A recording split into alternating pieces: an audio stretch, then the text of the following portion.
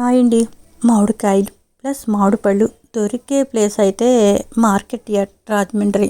రెండు కూడా మనకి ఒక చోటే దొరికే ప్లేస్. సీజన్లో మాత్రమేనండి.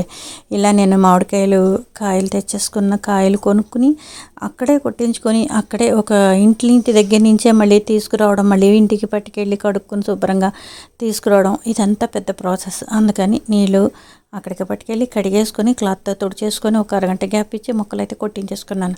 కాయకి 12 ముక్కలు అయితే వేయండి. కాయ అయితే కొంచెం చిన్న సైజు కాయ వచ్చింది.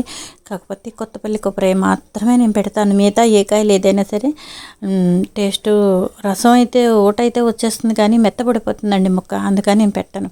కొత్తపల్లి కొబ్బరి ఒకటి మాత్రమే పెడతాను. ఇంకోటి కొంచెం ఇలా శుభ్రం చేసేసుకునేవాడు ఈ లేయర్లన్నీ కూడా తీసేసుకుంటూ ఉండాలి. ఇంకా ఉప్పులు కారాలన్నీ ఇన్స్టెంట్లే కదండి. చిన్నప్పుడు అయితే కారం కొట్టించేవారు మా అమ్మగారు. దగ్గరుండి కారం కొట్టించి, ఉప్పు వేరే కొట్టించి, ఆవగుండ వేరే కొట్టించేవారు. ఇప్పుడు అదంతా అర కేజీ అంతే. అంతకు మించి ఎక్కువ పెట్టట్లేదు ఎవరింట్లో కూడాను, తినటం లేదు. అప్పుడు 5 కేజీలు కారాలు, 5 కేజీలు ఆవగుంట అలా కొట్టించేవారు అనమాట.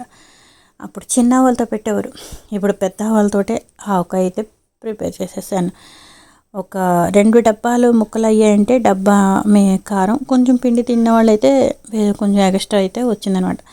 ఈ ఆవకాయ కలపడం ప్రాసెస్ అంతా కూడా నేను చెప్పడం, మా అబ్బాయి కలపడం జరిగింది. ఈ విధంగా కలిపేసుకున్న తర్వాత నూనె వేసేటప్పుడు మనం ముక్కలు వేసేయడం కన్నా ముందర ఈ పిండి అంతా పౌడరు, ఆవు పిండి అంతా గుండా ఆయిల్ వేసుకుని తడిపేసుకున్న తర్వాతే ముక్కలు వేస్తాను. తడి పొడిగా ఉన్నా సరే ప్రాసెస్ అంతా కూడాను లాస్ట్ అయితే 3వ రోజు అప్పుడు నూనె తెలుస్తుంది మనకి ఓట వచ్చింది ఎంత ఉన్నది అన్నది. ఈ విధంగా వేయటం, జాడీలో కొంచెం ఆయిల్ వేసేసి పెట్టేయడం అయిపోయింది.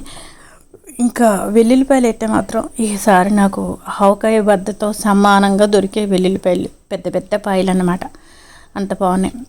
ఇవన్నీ ముందర రోజునే ముక్క తెచ్చుకున్న రోజునే కలుపుకొని ఒక ఎండ ఎండితే సరిపోతుంది. ఒక అరగంట కలిపేసుకొని ఈ విధంగా పెట్టేసుకున్నానండి.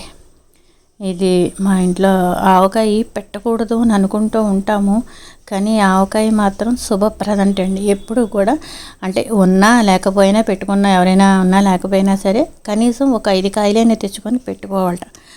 ఈ విధంగా ఆవకాయ కలిపేసుకున్న తర్వాత కొంచెం ఊడిచేసిన డిష్లోను మన ఆవకాయ అన్నం, వైట్ రైస్ వేసి ఆవకాయ అన్నం తిన్నాం అనుకోండి, అబ్బబ్బబ్బా ఎంత బాగుంటుందో. చాలా బాగుంది. మామిడి పండు వేసుకు తింటే ఇంకా